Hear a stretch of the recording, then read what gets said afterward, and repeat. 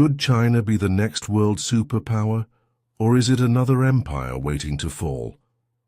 Uncover the clues from centuries of world history.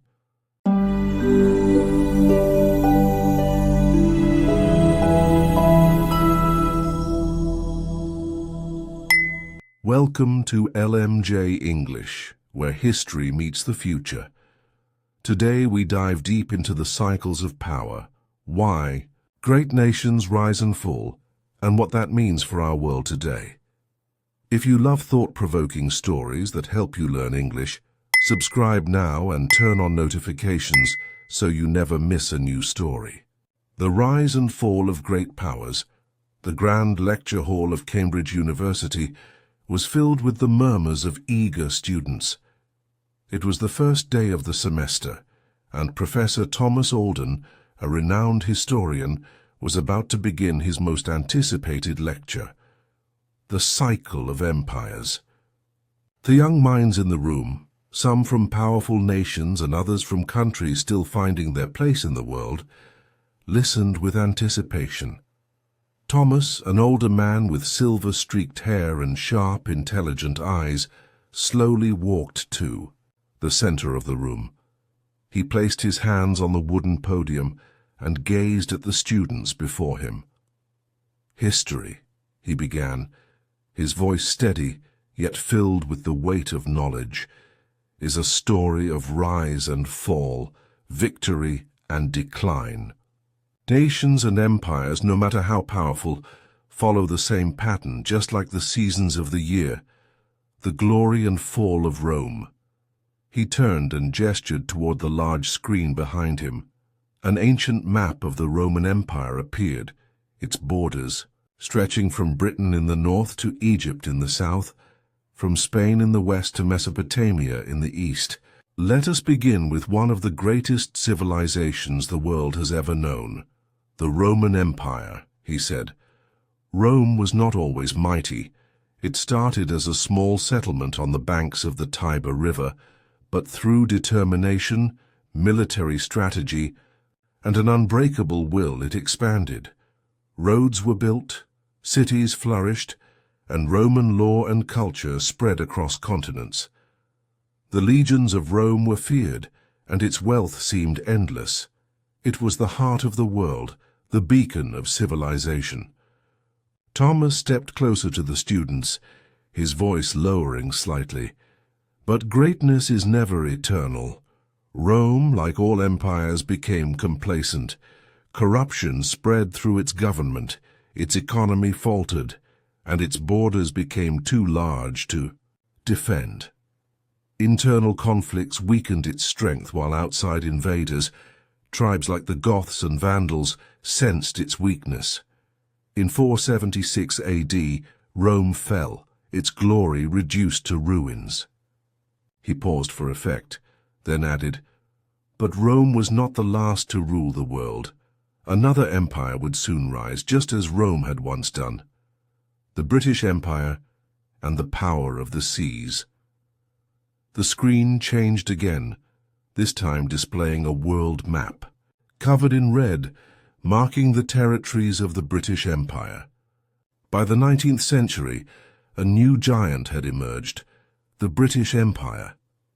With its unmatched navy, Britain controlled the seas, colonizing lands from India to Africa, from the Caribbean to Australia.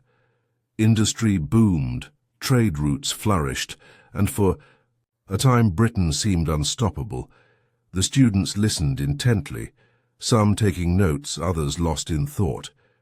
Thomas smiled slightly, knowing that history often seemed predictable in hindsight. "But power is like a candle," he continued, "burning bright yet always diminishing. Wars drained Britain's resources, and after 2 world wars, the cost of maintaining such a vast empire became too great. Meanwhile, new superpowers, like the United States and the Soviet Union, rose, challenging Britain's dominance. The once mighty empire began to fade, its colonies gaining independence one by one." He took a deep breath before asking, "Do you see the pattern? No empire, no matter how great, is immune to time. The United States and the next shift. A student in the front row raised her hand. Professor, does that mean the United States will also decline? Thomas nodded thoughtfully. The United States after World War II became the new world leader. Its economy was the strongest, its military the most advanced, and its culture the most influential. The US dollar became the world's reserve currency, and American ideals spread across the globe. But even today, we see signs of change. Economic struggles, political divisions, and the rise of new powers, particularly China, suggest that history is repeating itself. A murmur ran through the lecture hall. Some students looked at each other, their expressions serious. Does that mean China will become the new world power? Another student asked hesitantly. Thomas chuckled, a knowing glint in his eyes. That is the great question of our time. China is rising rapidly, just as Rome, Britain, and America once did. But power is never guaranteed. Just as the British once feared the rise of America, and the Romans once feared the strength of the Germanic tribes, we must remember that nothing in history is permanent. Lessons from the past. He stepped back, letting the weight of his words settle in the air. So, why does this matter? Why do we study the fall of Rome or the decline of the British Empire? Because history is a mirror. It shows us where we are heading and warns us of mistakes we must avoid. If we understand these cycles, we can better prepare for the future. The room was silent now, the students deep in thought. For the first time, many of them saw history not just as a series of old stories, but as a living, breathing force that shaped the world they lived in. Thomas glanced at the clock and smiled. That is all for today. But before you leave, remember this. The rise and fall of nations is inevitable. It has happened before and it will happen again. The real question is, will we be wise enough to see it coming? As the students gathered their belongings and filed out of the room, some engaged in hushed debates, others lost in their own thoughts. The lecture had ended, but the conversation, both in the classroom and in the world, was just beginning. The cycle of history, Ray Dalio's idea of cycles. Professor Thomas Alden returned to the lecture hall the following week, finding his students, already seated, notebooks open, eager to continue where they had left off. He smiled, pleased to see their curiosity. Last time we spoke about how empires rise and fall, he began, pacing slowly. Today we will explore a powerful idea, one that suggests history does not move in a straight line, but in cycles. A brilliant mind, Ray Dalio, a billionaire investor and historian, believes that the rise and fall of nations is as predictable as the changing seasons. The projector flickered to life, displaying an image of 4 seasons: spring, summer, autumn, and winter. Dalio argues that just as nature has its cycles, so does history. Imagine that nations go through periods of growth, peak power, decline, and crisis, much like the seasons of the year. Let's explore this idea. Spring, the birth of a new power. A fresh map appeared on the screen, showing the world after the collapse of World War II. Spring is a time of new beginnings, Thomas explained. After a great crisis such as a war or a revolution, a nation rebuilds itself. Take the United States after World War II. Its economy flourished, new technologies were invented, and people worked hard to create a better future.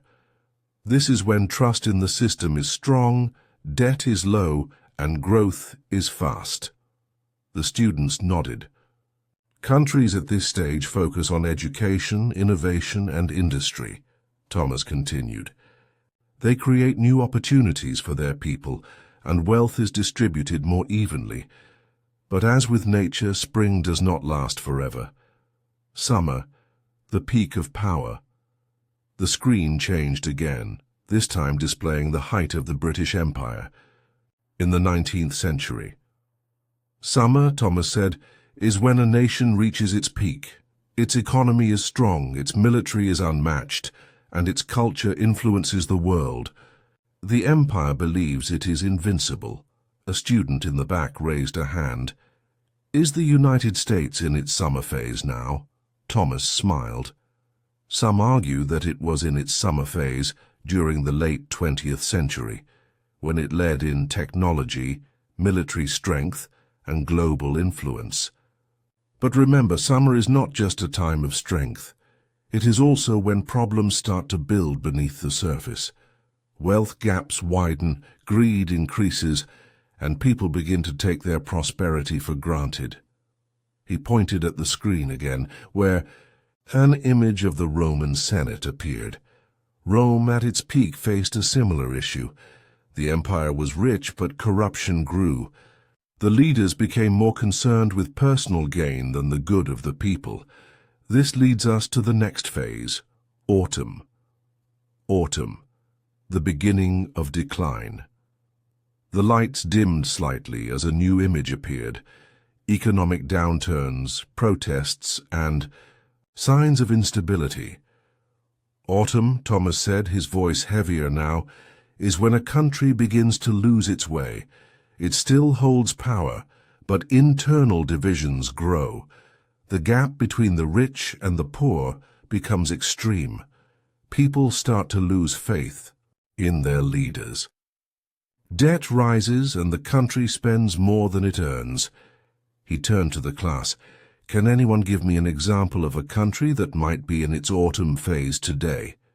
A few murmurs spread across the room before one student hesitantly said, "The United States?" Thomas nodded. Many believe so. The U.S. still has great power, but political divisions are deep. National debt is at an all-time high, and trust in institutions is fading. But remember, autumn is not the end. There is still a chance to recover. The real danger comes when a country enters winter. Winter, the time of crisis. A new slide appeared, one of collapsed economies, war, and revolutions. The atmosphere in the room grew tense. Winter is the hardest season, Thomas said solemnly. It is when a country faces its greatest test. Economic crashes, political instability, and sometimes even war mark this phase. He gestured to a timeline of history. Look at the Great Depression of the 1930s. It was a winter phase for the world economy, leading to financial ruin and ultimately World War II. The French Revolution, also a winter moment, when wealth inequality and government corruption pushed people to overthrow the system. The student sat in silence, absorbing the gravity of the lesson. The question is, Thomas said, his voice softer now, how does a country survive its winter? The answer lies in its ability to adapt, to rebuild trust, and to make sacrifices for the future. Some nations, like Germany and Japan after World War II, emerged from their winters stronger than before. Others, like the Soviet Union, collapsed completely. What happens next? A hand shot up. Professor, where do you think the world is now? Thomas hesitated for a moment, then answered, Many believe we are moving from autumn into winter. The signs are there. Rising debt, global conflicts, deep political divisions. But remember, winter is also a time of opportunity. It forces nations to change, to rethink their systems, and to rebuild. He turned off the projector and looked at his students one last time. Understanding these cycles does not mean we can stop them, but it means we can prepare for what's coming. The key to surviving winter is to recognize the warning signs early and take action before it's too late. With that, he closed his book and smiled. Class dismissed. As the students left the lecture hall, some whispered anxiously to each other, while others seemed deep in thought. One thing was clear. History was not just about the past, it was about the future, and they were living through it. The rise and fall of economies, money and debt cycles. The next lecture began in the same grand hall, but this time there was a sense of urgency in the air. Professor Thomas Alden could feel it. The world was changing rapidly. Stock markets fluctuated, governments debated economic policies, and people everywhere were growing concerned about inflation and debt. This was the perfect moment to discuss one of the most powerful forces shaping history, the cycle of money and debt. As the students settled in, Thomas tapped the board behind him, revealing a simple diagram, a rising and falling curve. "This," he began, "is one of the most important patterns in history. Every economy, no matter how strong, follows a cycle. It begins with prosperity, leads to excessive debt, and ends in crisis. Then the cycle starts again. Understanding this is key to predicting the future." He turned to the class. "But let's not just talk about theory. Let me tell you a story. The Golden Age, growth and expansion. Imagine a city named Aurelia," Thomas said, his voice taking on the rhythm of a storyteller. "Aurelia is a prosperous nation. Its people work hard, its industries grow, and its government is wise in managing its economy. Businesses are booming, jobs are plentiful, and the country is rich. This is the start of the cycle, the Golden Age." The projector displayed images of gleaming skyscrapers, busy marketplaces, and well-dressed citizens enjoying life. "During this phase," Thomas continued, "everything seems perfect. Confidence is high. Banks lend money easily. People borrow to buy homes, businesses take loans to expand, and the government invests in grand projects." A student in the front row raised his hand. "So borrowing is good," Thomas smiled. "At this stage, yes. Debt is useful. It allows economies to grow faster. But what happens when people and governments borrow too much? The debt boom, a dangerous addiction. The screen changed, showing luxury cars, expensive real estate, and stock markets soaring. "Now let's move forward in time," Thomas said. "Aurelia is wealthier than ever. But something has changed. People have started to borrow not just for necessity, but for luxury. The government takes on massive loans to fund ambitious projects. The economy is still growing, but it is fueled by debt." A concerned murmur spread through the classroom. Thomas continued, "During this phase, everyone believes the good times will last forever. Banks lower their standards, lending money to people who can't afford to repay. Businesses expand recklessly. And the government? It keeps borrowing, convinced that it can always pay later." A student leaned forward. "Is this like what happened in 2008? Thomas nodded. "Yes. The 2008 financial crisis was a classic example. Banks gave out too many risky loans, especially in real estate. When people couldn't pay them back, the entire system collapsed, which brings us to the next phase, crisis. The debt crisis. The fall begins. The screen now showed dark clouds over a city skyline. The images of prosperity faded into closed businesses, empty factories, and jobless citizens. "One day, reality hits," Thomas said gravely. "The debt is too high. People struggle to pay their loans, businesses can't afford their expenses. The government, drowning in debt, must make tough choices, raise taxes, cut spending, or print more money." He let the silence sink in before adding, "The stock market crashes, banks panic, unemployment rises, protests erupt in the streets, and just like that, the golden age is over." One student whispered, "This sounds scary." "It is," Thomas agreed. History is full of these moments. 1929, 2008, the debt crises in Argentina, Greece, and many others. But remember, after winter comes spring. Let's see how Aurelia recovers. The reset, a new beginning. The screen changed once more, showing signs of recovery, small businesses reopening, new investments, and cautious optimism among the people. After the crisis, Thomas explained, governments and central banks step in. They may lower interest rates to make borrowing easier. They may create jobs through public projects, and sometimes they simply erase debt to start fresh. He turned to the class. Slowly, confidence returns. Businesses begin to invest again. People find jobs. A new economic era begins, and the cycle restarts. A student in the back asked, "So, if we know this cycle, can we stop it from happening?" Thomas chuckled. "That's the dream, isn't it? But humans have short memories. When things are good, we forget the risks. We borrow too much, spend too freely, and believe the boom will last forever. That is why history keeps repeating itself." The bigger picture, what it means for us. He took a deep breath and concluded, "Today we stand at an interesting point in history. Many nations, including the United States and China, are deep in debt. Some believe we are heading for another crisis.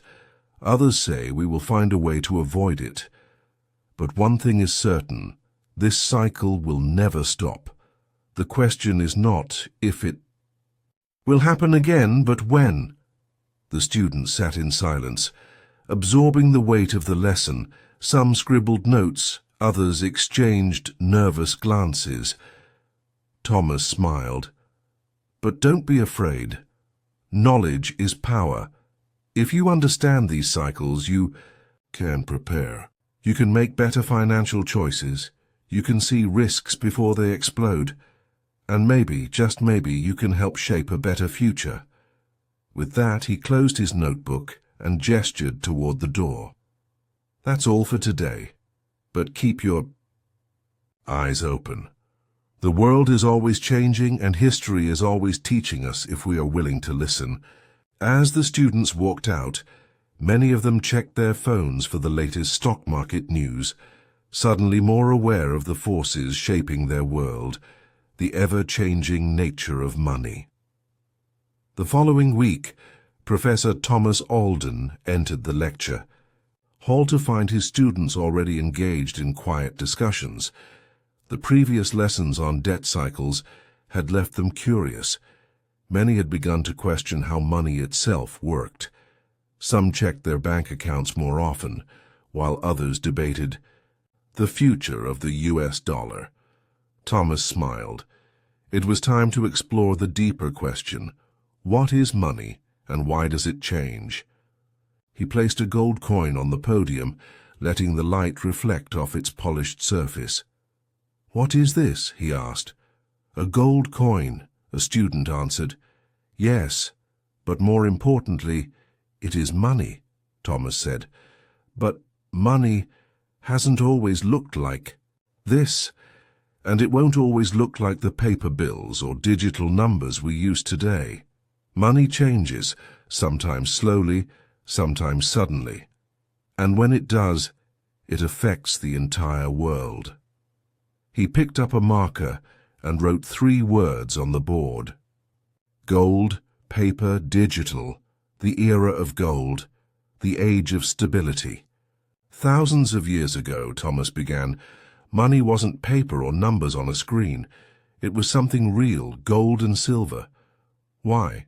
Because gold is rare, it doesn't rust, and people across civilizations agreed it had value. From the Romans to the Chinese, from the Aztecs to the Egyptians, gold was the ultimate currency. The screen behind him changed, displaying an image of an ancient marketplace. Merchants weighed gold and silver on scales, exchanging goods with trust. Back then, if you had gold, you had power, he continued. Kings and emperors hoarded it, wars were fought over it, and entire empires rose and fell based on their gold. Reserves. A student in the back raised his hand. But gold is heavy. Didn't that make it hard to use for everyday trade? Exactly. Thomas nodded. This is why money changed. The paper revolution. A new kind of wealth. The screen now displayed ancient Chinese banknotes, the world's first paper money. Around 1,000 years ago in China, carrying bags of gold became inconvenient, so merchants and bankers came up with an idea: paper money. These were certificates that promised the holder a certain amount of gold or silver. The students scribbled notes as Thomas continued. Europe eventually adopted this idea, and by the 19th and early 20th centuries, most countries backed their paper money with gold. This was called the gold standard. You could exchange a banknote for real gold at any time. A student leaned forward. But that's not how money works today, right? Thomas chuckled. Not anymore. Let's talk about what changed. The break from gold. The birth of fiat money. The image on the screen shifted to a famous moment in history. U.S. President Richard Nixon announcing the end of the gold standard in 1971. This, Thomas said, pointing at the image, was one of the biggest financial decisions in modern history. The United States, once the world's strongest economy, had been spending too much on wars, on social programs, on expansion. The world began losing trust in the US dollar being backed by gold. So Nixon made a radical move. He ended the link between the dollar and gold. Money became fiat currency, meaning its value was based only on trust in the government, not on anything physical like gold, the students whispered among themselves. So money became imaginary? One of them asked. In a way, yes, Thomas replied. Now money is just paper or numbers in a bank. Its value depends entirely on people's belief in the system. As long as people trust the government and the economy, fiat money works. But when that trust weakens, things start to fall apart. Inflation and the hidden tax. A new slide appeared, showing a chart of rising prices over the last century. Here's something most people don't realize, Thomas said. Fiat money loses value over time. This is called inflation. It means that over the years you need more money to buy the same things. He held up a $20 bill. 50 years ago, this could buy you a month's worth of groceries. Today, maybe a few bags, the same piece of paper, but worth far less. Why does this happen? A student asked. Because governments print more money, Thomas explained. When there is too much money in the system, but not enough goods to buy, prices rise. Think of it like watering down soup. The more water you add, the weaker the taste. A student frowned. So, is inflation stealing our money? Thomas smiled. In a way, yes. It's like a hidden tax. Your money sits in the bank, losing value over time. That's why the wealthy invest in things that keep value. Gold, real estate, stocks, even art. If you only keep cash, you're losing money every year. The digital money revolution. The next slide showed something even more futuristic. Bitcoin, cryptocurrency, and digital banking. Now, we are entering a new phase of money, Thomas continued. Gold was too heavy, paper was easier, but now we barely use cash at all. Money is just numbers on a screen. And something new is emerging, cryptocurrency. The students leaned in, intrigued. Bitcoin and other cryptocurrencies were created to challenge fiat money. They are digital, decentralized, and not controlled by any government. Some believe they are the future of money, while others say they are too risky. A student raised her hand. Do you think cryptocurrencies will replace regular money? Thomas hesitated. It's possible. But governments don't like losing control. We may see a world where digital money exists, but governments create their own versions, like central bank digital currencies, CBDCs. What this means for us. He turned off the projector and faced the class. So why does this matter? Because money affects everything. It determines how we work, how we save, how we build wealth. If you understand how money changes, you won't be caught off guard when the system shifts again, because it will shift again. He smiled and held up the gold coin once more. 100 years ago, people trusted this.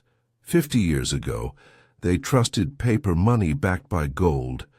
Today, we trust numbers in a bank. Tomorrow, who knows? But one thing is certain. Money, like history, always changes. The bell rang, signaling the end of class.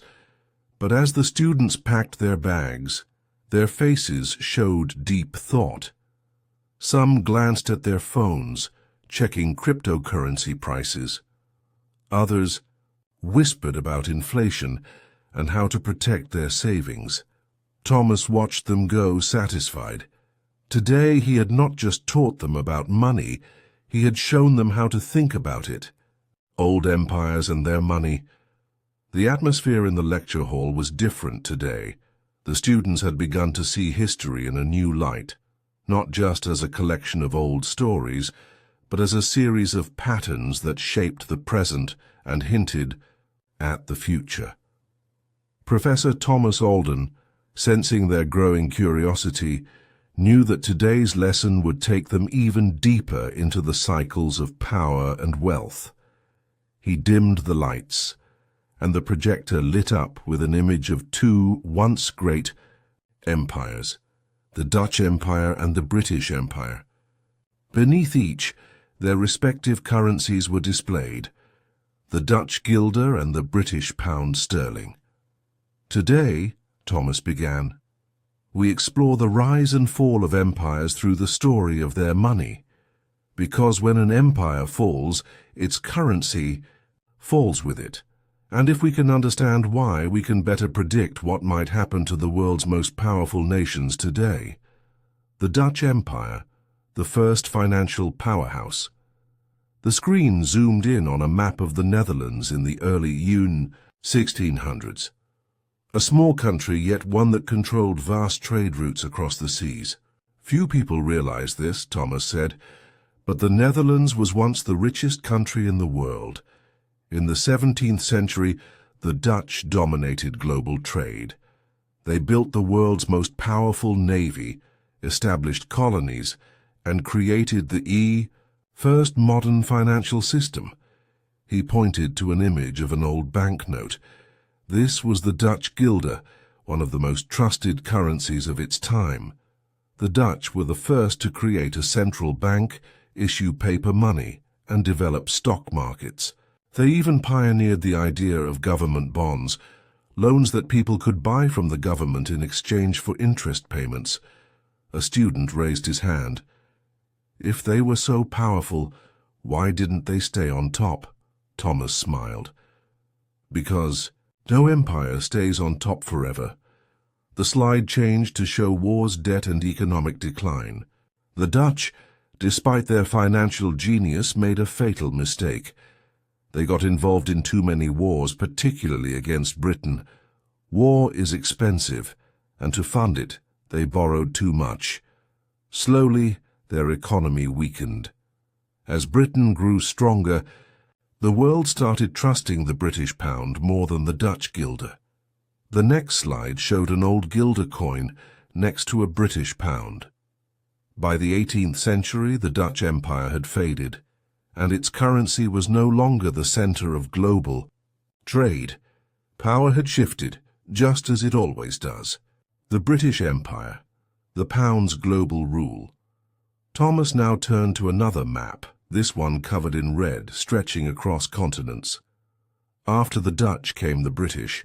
With their navy ruling the seas, Britain became the world's most powerful empire in the 19th century. And at the heart of its power was the British pound sterling. The slide changed to an image of an old British banknote. For over 100 years, the British pound was the world's reserve currency, the money that countries used for trade and savings. Britain's banking system was the most advanced, and people trusted the pound because it was backed by gold. A student in the front row frowned. But if the British pound was so strong, why isn't it the world's main currency today? Thomas nodded. A great question. The answer is similar to what happened to the Dutch. Britain became too ambitious, fought too many wars, and spent more money than it earned. The biggest blow came during World War I and World War II, wars so expensive that Britain was forced to borrow huge amounts, particularly from the United States. The slide changed to an image of a 1945 meeting between world leaders. After World War II, the world no longer saw Britain as the leading power. The British economy was weakened, and people started trusting the US dollar more than the pound. By the 1950s, the British Empire was dissolving, and with it, the pound lost its status as the world's most important currency. The pattern of empire and money. Thomas stepped back and looked at his students. Do you see the pattern? He asked. First, a country becomes powerful through trade, innovation, and military strength. Its currency becomes trusted. Then it overextends, borrows too much, fights too many wars, and loses economic control. Finally, trust in its currency fades, and another country rises to take its place. The room was silent, the students deep in thought. One student hesitantly raised her hand. Professor, does this mean the same thing could happen to the United States and the dollar? Thomas's expression became serious. That is the question many economists and historians are asking today. The United States has been the world's most powerful country for decades, and the US dollar is the world's reserve currency. But history teaches us that no empire, no currency lasts forever. The real question is, who will be next? A warning from history. The final slide showed a timeline, marking the fall of the Dutch guilder, the decline of the British pound, and the rise of the US dollar. The last part of the timeline had a question mark.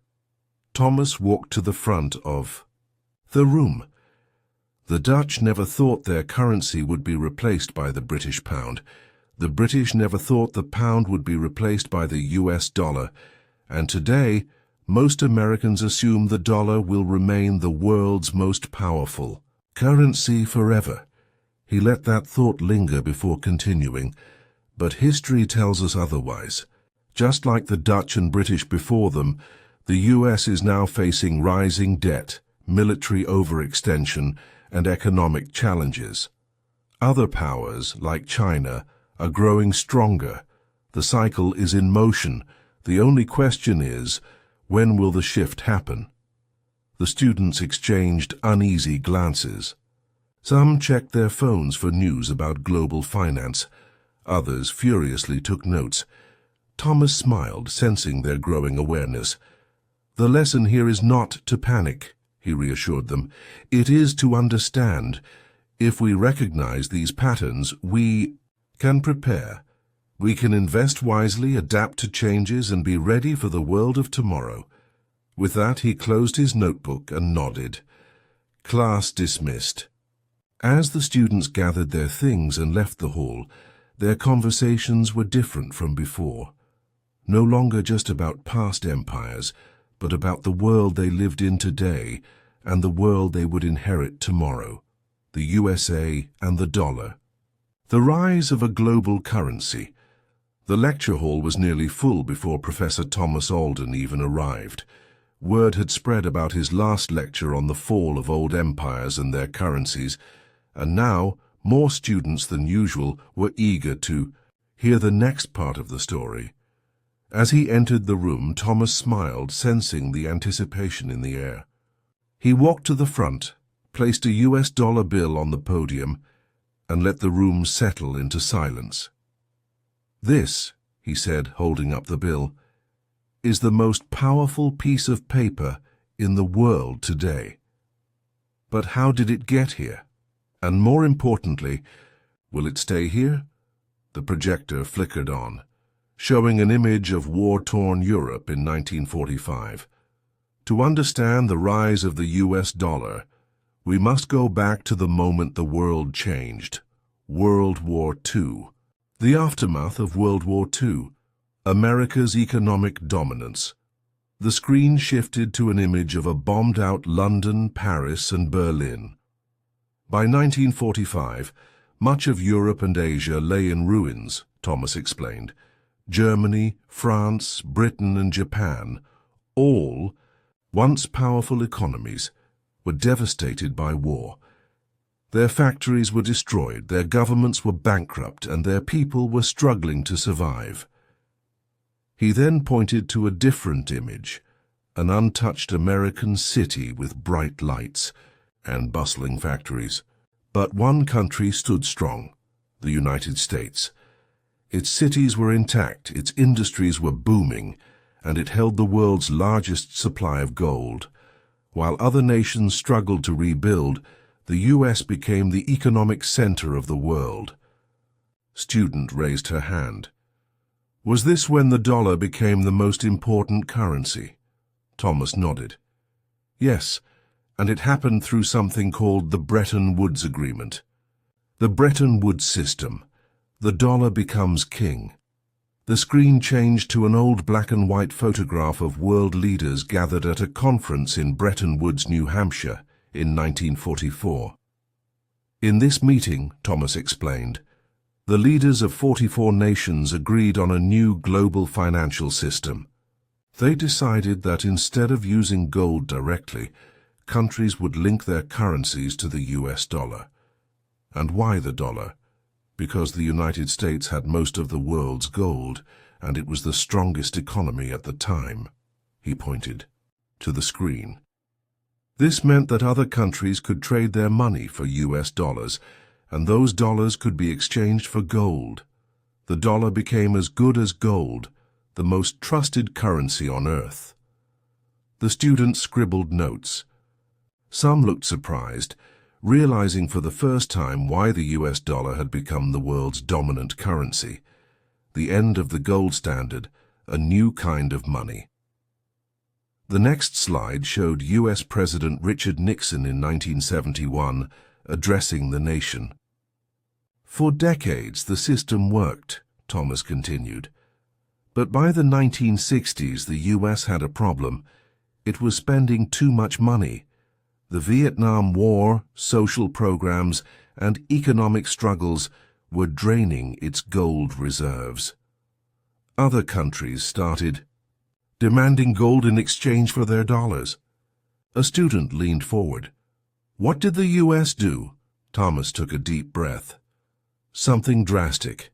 In 1971, President Nixon announced that the US would no longer exchange dollars for gold. Just like that, the dollar was no longer backed by anything physical. It became fiat currency. Its value was based only on trust in the US government. The dollar's strength, the petrodollar system. The next slide displayed an image of oil rigs in the Middle East. To keep the dollar strong, the US made a deal with Saudi Arabia in the 1970s. In exchange for military protection, Saudi Arabia and other oil-producing nations agreed to sell their oil only in US dollars. This became known as the petrodollar system. A student in the back raised his hand. So countries need dollars to buy oil? Exactly, Thomas said. And since every country needs oil, they need US dollars. This created a massive demand for dollars around the world, keeping its value high, even though it was no longer backed by gold, the class murmured in realization. The pieces of the puzzle were coming together, challenges to the dollar's power. Thomas changed the slide again, showing headlines about US debt, inflation, and rising powers like China. But remember, he said, just like the Dutch guilder and the British pound before it, the US dollar is not invincible. He pointed to a chart showing the US national debt. America has been borrowing more and more. Today it owes over $30 trillion, more than any country in history. A student in the front row frowned. If the US is so deep in debt, why do people still trust the dollar? Good question, Thomas said. For now, the world still believes in the strength of the US economy, but trust is fragile. If countries start to doubt the dollar, if they start using other currencies for trade, then we could see a shift, just like we saw with Britain and the Dutch before it. He displayed a final slide showing China's rising economic power and its efforts to challenge the dollar with the Chinese yuan. Some countries like China and Russia are already making deals to trade oil and other goods in different currencies. If this trend continues, the dollar's dominance could slowly fade. The future of the dollar, what comes next? The lecture hall was silent as Thomas closed his notebook. So where does this leave us? He asked. The US dollar is still the most powerful currency in the world, but history teaches us that no currency stays on top forever. Just like the Dutch guilder and the British pound before it, the dollar will one day be replaced. A student hesitantly raised her hand. Professor, if the dollar loses its power, what happens to the United States? Thomas sighed. If history repeats itself, the US could face a major financial crisis. Inflation could skyrocket, debt could become unpayable, the standard of living could decline, or the US could adapt, create new financial systems, embrace new technologies, and find a way to remain a global leader. The future is uncertain. He paused before adding, but what is certain is that change is coming. The world is shifting, and those who understand these patterns will be the ones who thrive. With that, he glanced at the clock and smiled. That's all for today. But keep your eyes on the news, because the next chapter in this story is already being written. As the students left, some whispered anxiously, while others pulled out their phones to check exchange rates and news on China's economy. Thomas watched them go, satisfied. They had learned more than history today. They had glimpsed the future. China's rise, the return of an ancient power. Professor Thomas Alden stood at the front of the lecture hall, observing the students as they settled in. He could see the curiosity in their eyes, the eagerness to continue the discussion. The previous lesson on the US dollar had left them with an important question. If America's dominance is fading, who will take its place? He turned to the screen, where a vast map of China appeared. For most of modern history, he began, the United States has been the world's most powerful economy, but today, a new challenger has emerged, China. He paused for a moment, then added, or rather, I should save an old challenger, because for most of human history, China was the world's greatest power. The students shifted in their seats, intrigued. China's ancient greatness, a forgotten superpower. The screen changed to a map of ancient China, covered with images of bustling markets, grand palaces, and silk traders traveling along the famous Silk Road. For nearly 2,000 years, Thomas explained, China was the richest and most advanced civilization on Earth. It invented paper, gunpowder, the compass, and printing long before Europe. Its economy was massive, and its influence stretched across Asia, the Middle East, and even Africa. He pointed to an image of the Forbidden City. China had emperors, scholars, and thriving industries, but by the 19th century, everything changed. The slide shifted to an image of European warships along the Chinese coast. The Opium Wars in the 1800s were a turning point. Western nations, particularly Britain, forced China to open its markets through military power. China lost control of its trade, its wealth, and even parts of its land. This was the beginning of what China calls the century of humiliation, a time when foreign powers dominated and China was weak. A student raised his hand. How did China recover? Thomas smiled. That's exactly what we're going to explore. Next, China's fall and rebirth, the economic revolution.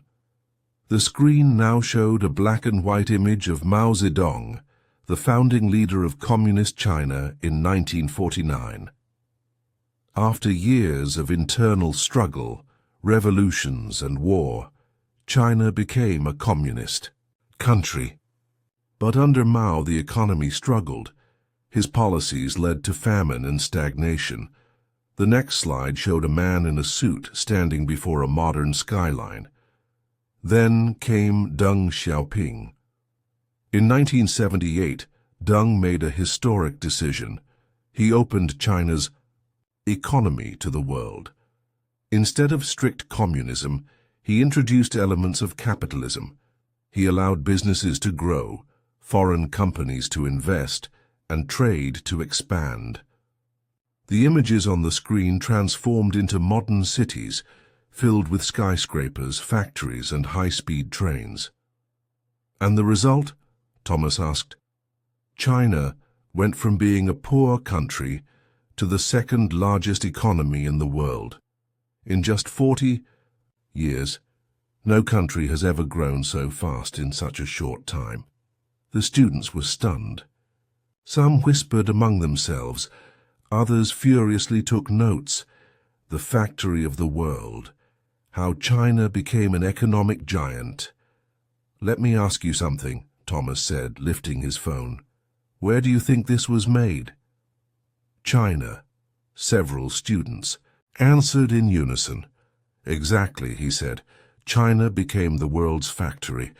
In the 1990s and 2000s, companies from the US, Europe, and Japan moved their production to China because labor was cheap and industries were efficient. Suddenly, everything, from clothes to electronics to furniture, was made in China. The slide changed to show a massive shipping port with containers stacked high. China also built the biggest trade network in the world.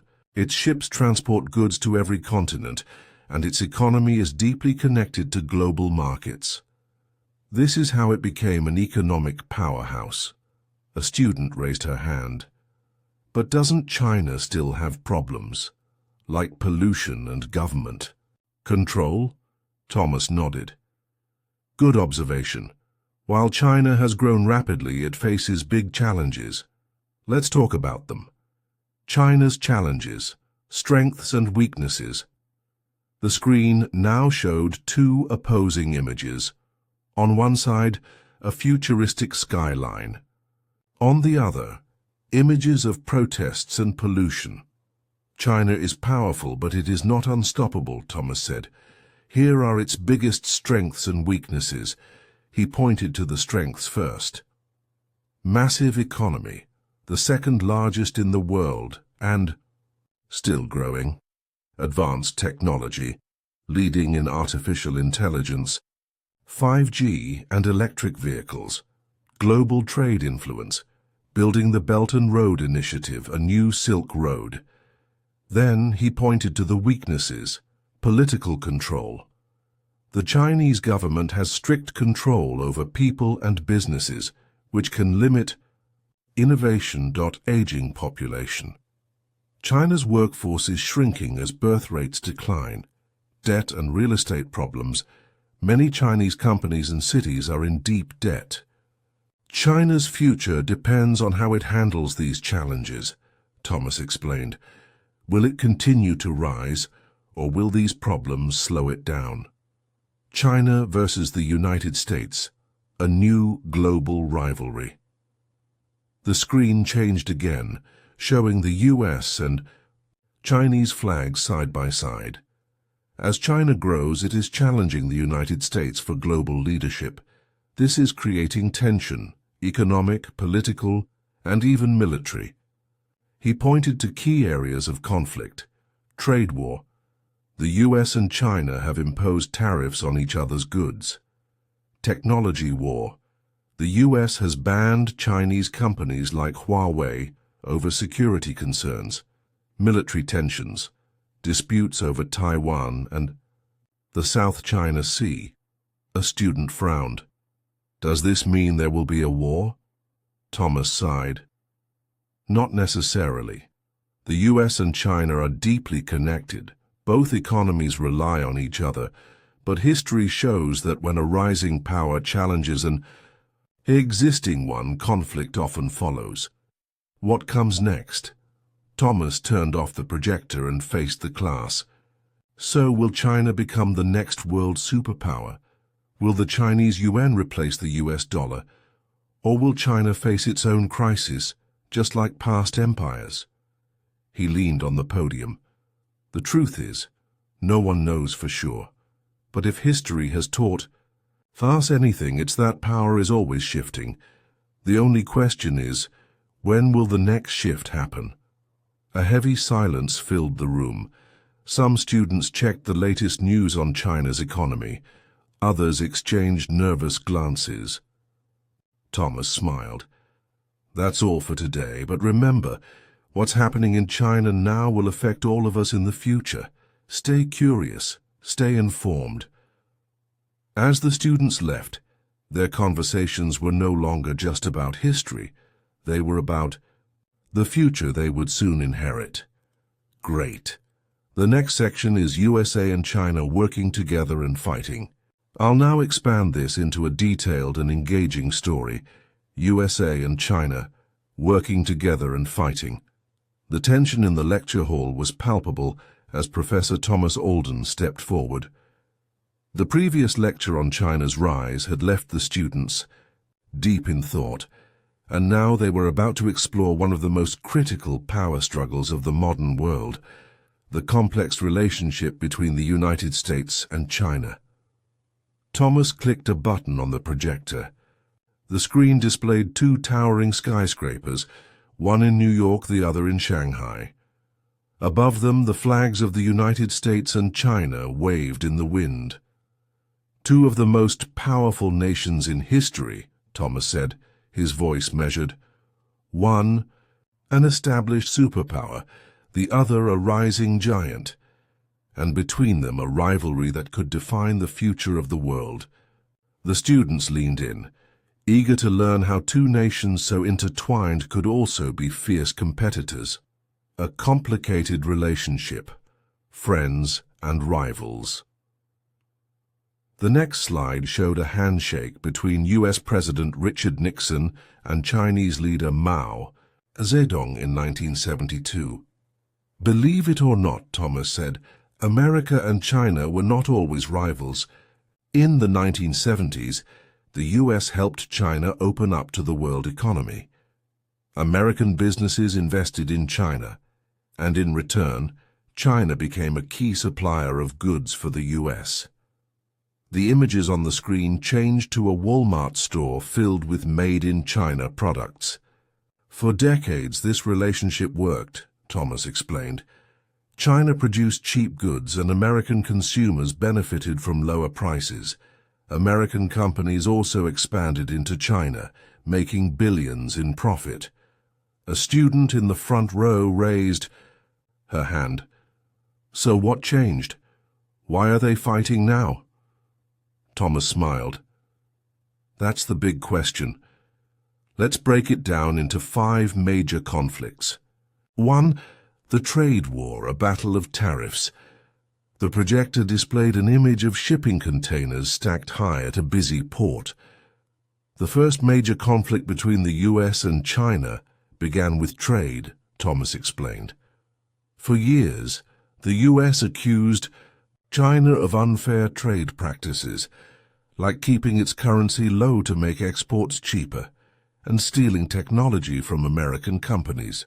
A new slide showed former US President Donald Trump announcing tariffs on Chinese goods in 2018. The US responded by imposing tariffs, extra taxes, on Chinese imports. China fought back, placing its own tariffs on American products. The result?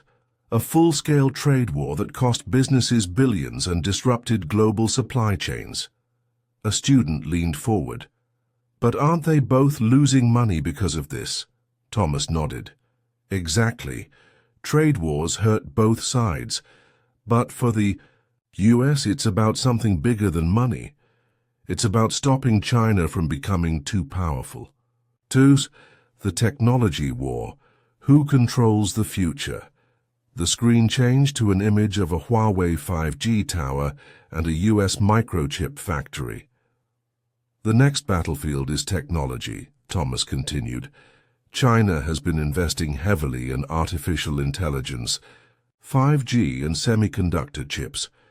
The US fears that if China dominates these industries, it could surpass America as the world's technological leader. He pointed at a news headline, US bans Huawei and restricts chip sales to China. To slow China's tech growth, the US has blocked Chinese companies like Huawei from selling their technology in America. It has also cut off China's access to advanced computer chips, which are essential for AI and military technology. A student frowned. But doesn't China have its own technology? Yes, Thomas said, but not at the same level as the US. China still relies on American and Taiwanese chip manufacturers.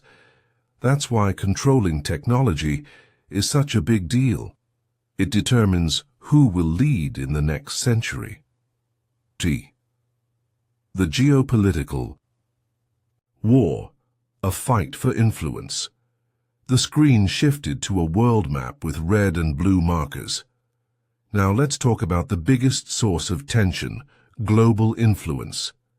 The US has long been the dominant power in international politics, but China is challenging that position.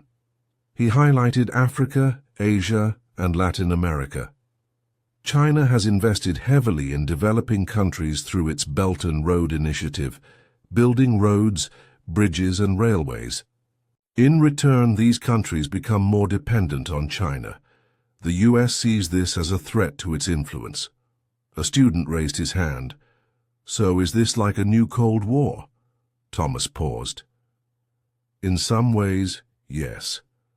But unlike the Cold War between the US and the Soviet Union, the US and China are economically connected. They need each other. That makes this rivalry more complicated. 4. The capital war, controlling money and investments.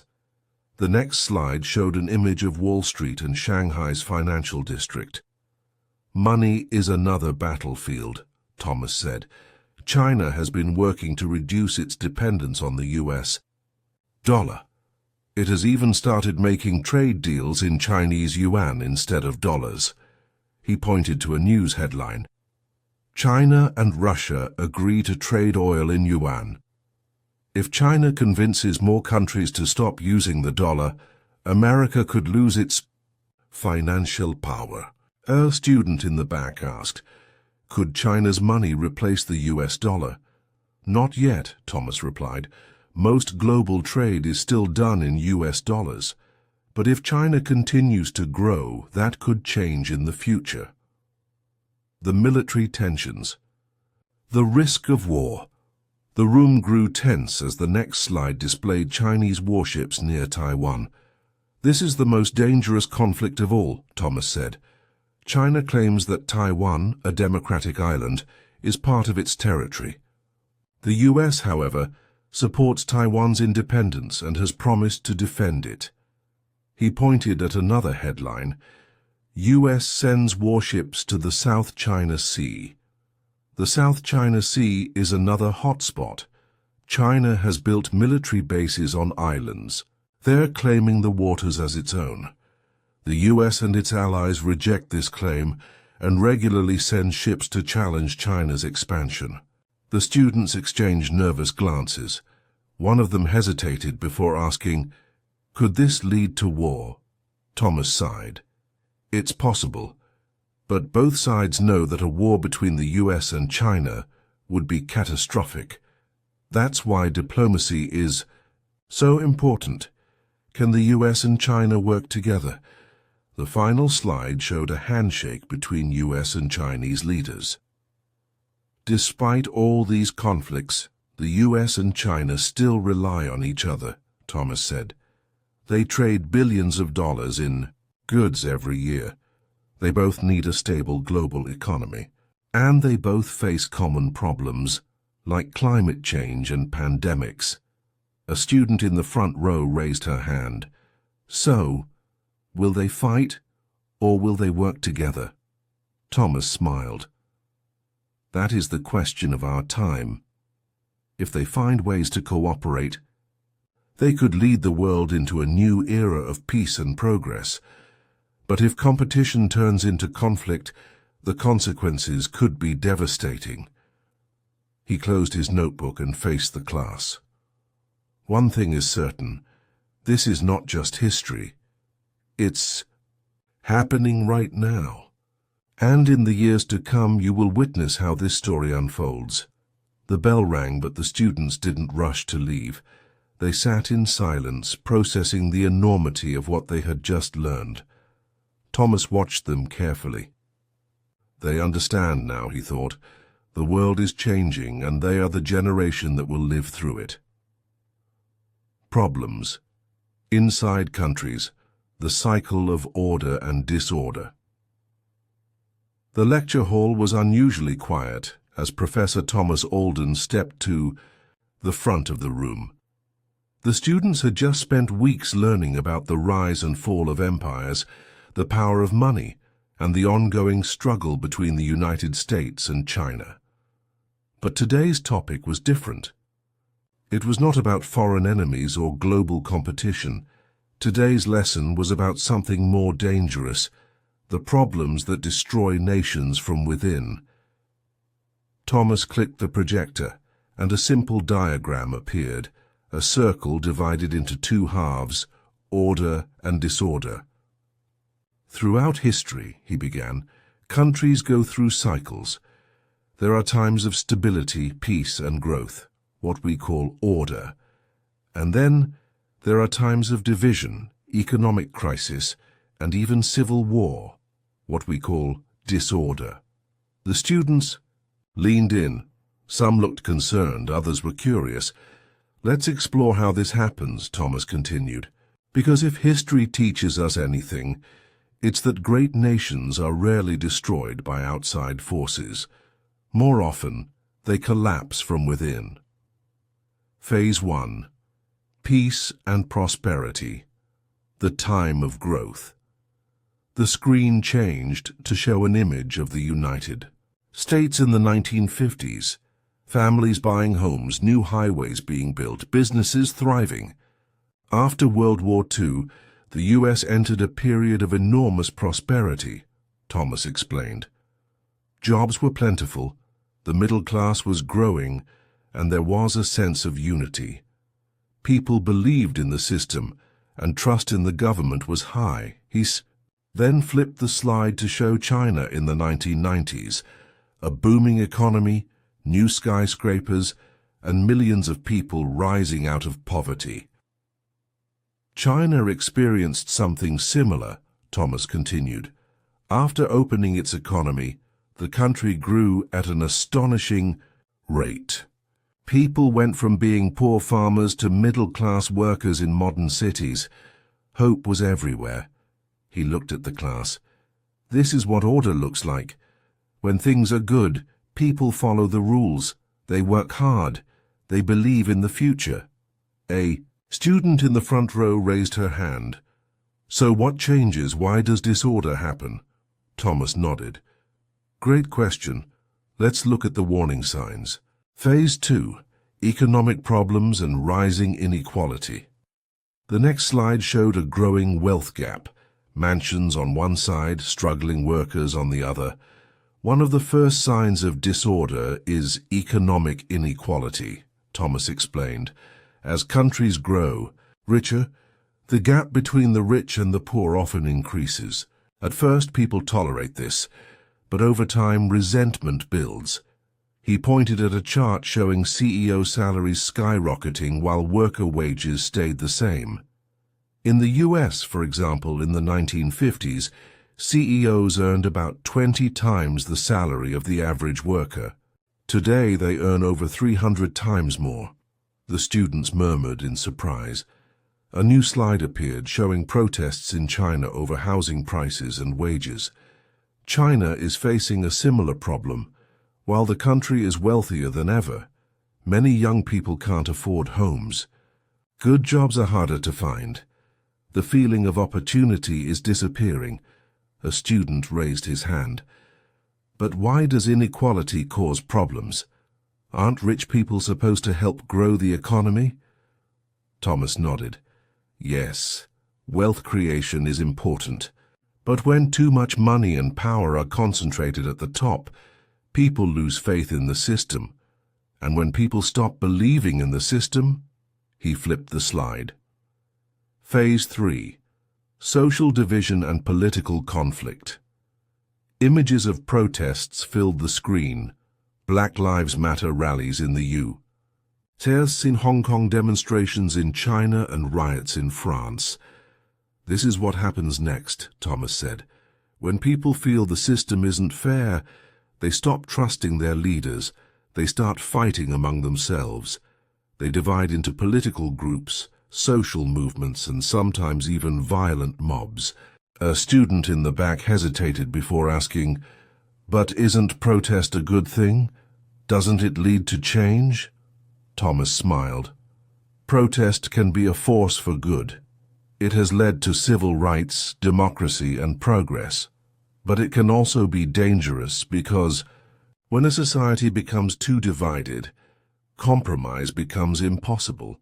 Instead of solving problems together, people start seeing each other as enemies. The next slide showed the storming of the U.S. Capitol on January 6, 2021. The room went silent. In the United States, Thomas said carefully, we are seeing deep political division. People no longer trust the government. They no longer trust each other. Some even believe violence is the only solution. He switched to another slide. China's Communist Party tightening control, censoring protests, and cracking down on free speech. And in China, he continued, the government is responding to unrest by increasing control. Instead of allowing protests, they are suppressing them. But history shows that when a government relies too much on force, it can lead to an even bigger explosion later on. The students looked around at each other, their expressions serious. Phase 4. The breaking point. Collapse or rebirth. The final slide appeared. Two contrasting images. On one side, the fall of the Roman Empire, cities in ruins, society collapsing. On the other, Germany and Japan after World War II, rebuilding stronger than before. When a country reaches the breaking point, Thomas said, it has two choices. It can collapse into chaos, like Rome, which was overrun by invaders when its government fell apart. Or it can reinvent itself, like Germany and Japan, which rebuilt after World War II and became some of the strongest economies in the world. A student in the front row asked the question on everyone's mind. So where are we now? In the U.S. in China? Thomas sighed. The US and China are both in the late stages of this cycle. The warning signs are here: economic inequality, social unrest, political division. The question is, will they fix these problems in time? Or will they fall into disorder like so many great nations before them? What can we learn? Thomas turned off the projector and faced the class. "So what does this mean for us?" he asked. He paused, then answered his own question. "It means we must pay attention. If you live in a country with rising inequality, ask yourself, what can be done to make the system fairer? If you see division, ask, how can we build bridges instead of walls? If you lose trust in your government, ask what can be fixed and how can we make change without violence?" He glanced around the room, seeing the concern on their faces. History is full of warnings, but it's also full of solutions. The future is not set in stone. It is shaped by the choices people make. The bell rang, but no one moved. The weight of the lesson lingered in the air. The students were not just learning about history anymore. They were realizing that they were part of it. Thomas picked up his books and smiled. Class dismissed. But remember, understanding history is not enough. Learning from it is what truly matters. As the students left, their conversations had changed. They were no longer just talking about the past. They were thinking about the future, their future. If you enjoyed this story, give it a like, share it with friends, and let us know your thoughts in the comments. Your support helps us create more engaging and valuable stories for you. Don't forget to subscribe and turn on notifications for more deep dives into history and global change. The key vocabulary from the stories repeated throughout: empire. A large and powerful nation that controls many territories and influences the world, e.g. the Roman Empire, British Empire. Cycle. A repeated pattern of events, such as the rise and fall of nations over time. Decline. A gradual loss of power. Wealth or influence often leading to collapse. Debt. Money that a person, company, or country owes to others, which can cause economic problems if too high. Inflation. The increase in prices over time, making money less valuable. Trade. The exchange of goods and services between countries, crucial for economic growth. Currency. A system of money used in a country, e.g. US dollar, British pound, Chinese yuan. Crisis. A difficult or dangerous situation, often involving the economy, politics, or war. Wealth gap. The difference between the rich and the poor, which can create social and political tensions. Power. Shift. When global influence moves from one nation to another, changing the balance of leadership. Global influence. The ability of a country to affect politics, trade, and culture worldwide. Geopolitics. The study of how geography, economics, and power shape international relations. Industrialization. The process of developing industries and factories, often leading to economic growth. Reserve currency.